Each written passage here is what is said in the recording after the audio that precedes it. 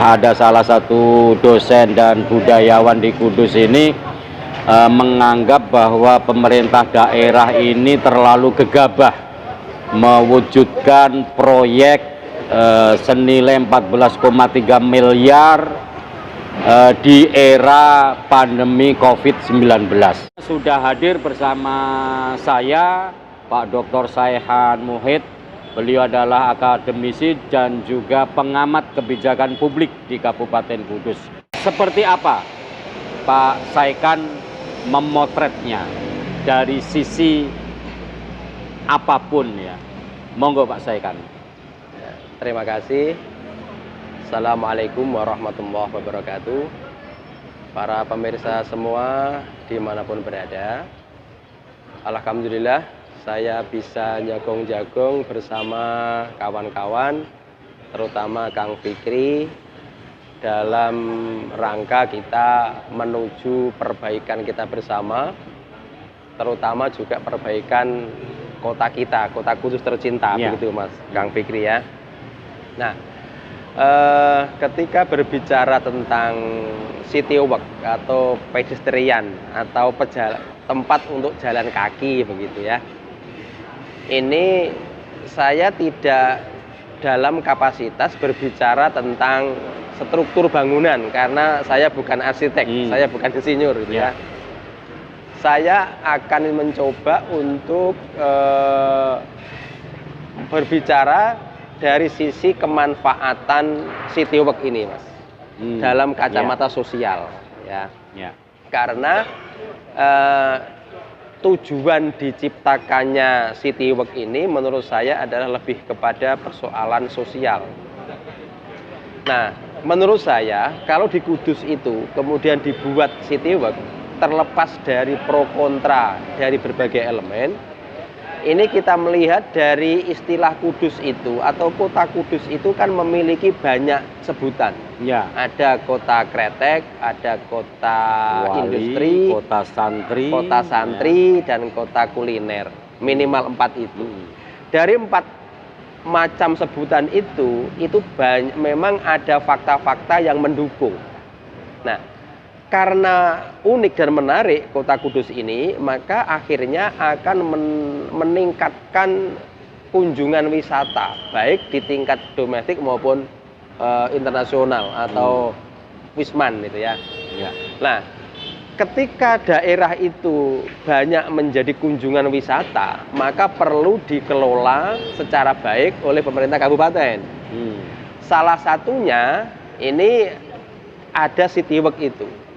Bagaimana pejalan kaki itu menjadi nyaman ketika berkunjung di Kudus, gitu kan. Nah, karena fungsi city walk itu sebenarnya kan membuat nyaman bagi pengunjung, nyaman berjalan, nyaman untuk kuliner, nyaman untuk rekreasi, gitu ya.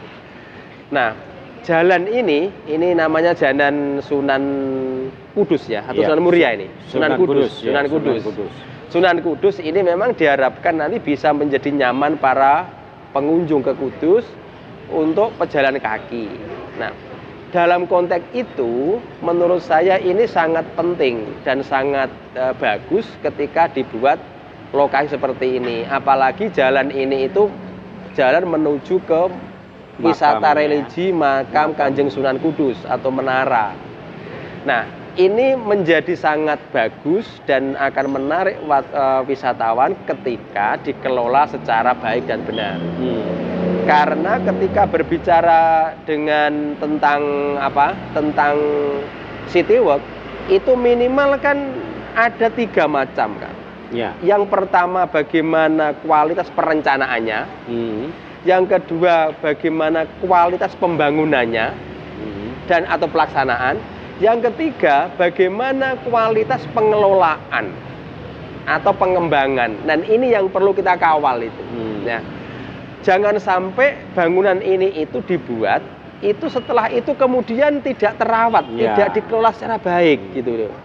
Kalau perencanaannya saya pikir sudah bagus ya. Soal anggaran tadi berapa 14 M itu saya pikir itu mungkin wajar lah ya. Tetapi saya melihat dari kacamata sosial budaya ini bagaimana manfaat Citywalk ini setelah dibangun benar-benar menjadi lokasi wisata yang nyaman bagi para pejalan kaki. Ya. Ini yang perlu kita kontrol, perlu kita kawal gitu. Maka 3 tadi itu bagaimana perencanaan, pelaksanaan, dan yang terakhir ini adalah bagaimana mengelola atau mengembangkan, merawat ini yang sangat penting. Jangan sampai nanti ketika sudah dibangun, sudah jadi ini itu, nanti malah jalan yang seharusnya itu untuk pejalan kaki malah dijadikan tempat parkir. Ini yang agak repot sehingga nanti menjadi tidak menarik gitu. Jadi harus ada komunikasi dari masing-masing dinas ya. Artinya ketika konsep awalnya Citywalk ini dibangun untuk memanjakan pejalan kaki, kemudian yang kedua untuk mengangkat derajat dari pedagang kaki lima itu, ya, betul. supaya nanti UMKM ini menjadi lebih berdaya guna dan berhasil guna. Di samping itu yang tidak kalah pentingnya Citywalk ini dibangun kan untuk menambah estetika jantung kota Kudus, kan begitu. Betul. Oleh karenanya jangan sampai pesan Pak Saihan tadi ketika sudah selesai dibangun kemudian tidak ada yang bertanggung jawab sehingga perawatannya ini menjadi semerawut. Karena kan sudah ada contohnya kan. Ya. Contohnya itu tempat parkir Pasar Kliwon. Iya, betul. Itu saya agak prihatin betul itu. Sudah 23 miliar tapi mangkrak. Ya, kan itu hanya dibangun, setelah dibangun itu pengelolaannya itu tidak seindah yang kita harapkan sehingga tidak bisa menambah kenyamanan para pengunjung ketika parkir. Iya. Jadi paling tidak memang untuk menata segala sesuatu itu harus ada keberanian dari pemerintah kabupaten kan begitu.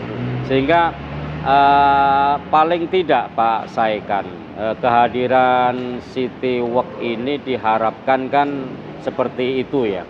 Artinya menambah estetika kabupaten, kemudian menambah destinasi wisata baru. Betul. Kan begitu. Oleh karenanya harapannya nanti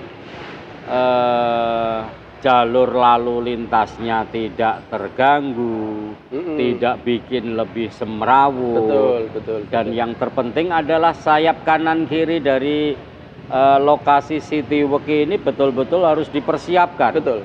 Artinya jangan sampai kemudian karena ada jalur Citywalk kemudian sayap kanan kiri banyak muncul pedagang kaki lima yang dalam tanda kutip ini tidak dikelola dengan baik oleh dinas sehingga akhirnya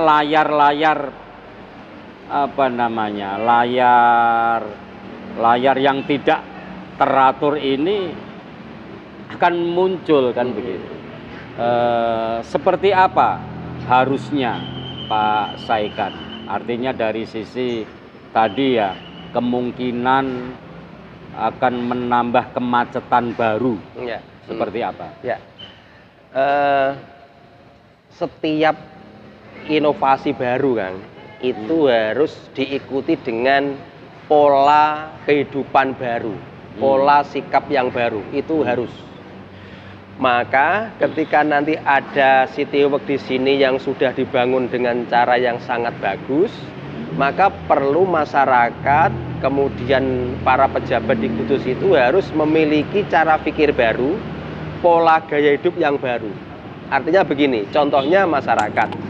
Ketika nanti sudah ada Citywalk ini, cara parkir itu harus benar-benar baik dirubah. Tetapi masyarakat itu akan bisa merubah pola parkir manakala juga ada kebijakan yang jelas. Anda boleh parkir di sini, tidak boleh parkir di sini.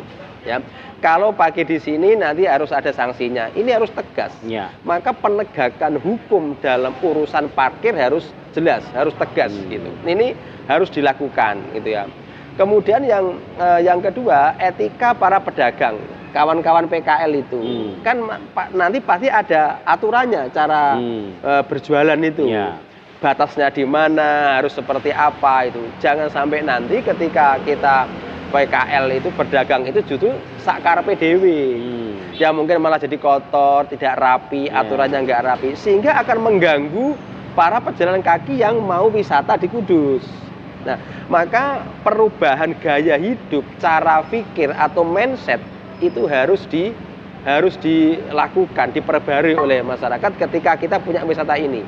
Karena city walk itu kan tujuannya kan banyak, Pak. Ya.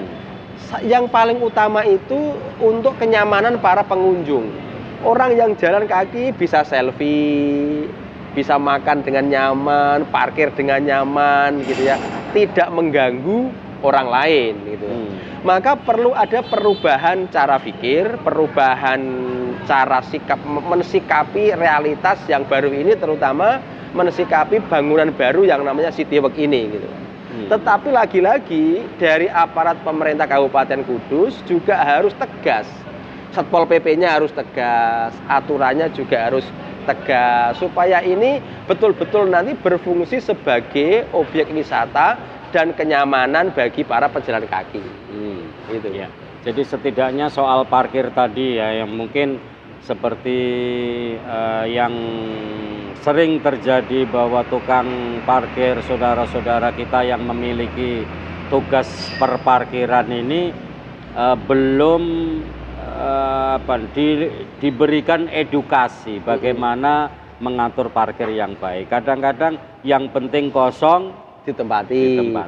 Padahal itu larangan. Padahal itu larangan kan. Iya kan gitu. Oleh karenanya sangat penting untuk UPT perparkiran di Kabupaten Kudus ini memberikan edukasi kepada saudara-saudara kita yang kebetulan berprofesi menjadi tukang parkir kan begitu. Dan yang terpenting gini ya, Kang. Yang namanya pedestrian itu kan harus nyaman untuk pejalan kaki, khususnya teman-teman yang difabel. Ya, itu ya terutama. Nah, maka kita juga perlu tahu konstruksi bangunan itu harus rata supaya kursi roda bisa masuk gitu ya. Nah, saya melihat pedestrian di Indonesia terutama di Kudus ini itu kan susah berfungsi kan gini, lengkok-lengkok begitu. Jadi tidak ramah disabel. Sehingga ketika kita jalan kaki aja susah, harus naik turun. Harus dibikin rata. Yang ada yang bagus itu di Surabaya kan. Saya kemarin melihat Surabaya cukup bagus, agak lebar dan itu landai begitu sehingga semua pejalan kaki terutama teman-teman difabel yang pakai kursi roda atau pakai alat yang lain itu bisa dengan nyaman, tidak terganggu gitu. Nah, yang kedua nanti juga akan harus diikuti dengan traffic light yang khusus untuk pejalan kaki. Traffic yang untuk jalan kaki sehingga nanti waktu lampu hijau kita nyabrang jalan untuk pejalan kaki, kalau merah tidak. Nah, hal-hal yang seperti ini itu menuntut kita, memaksa kita harus ada perubahan pola hidup.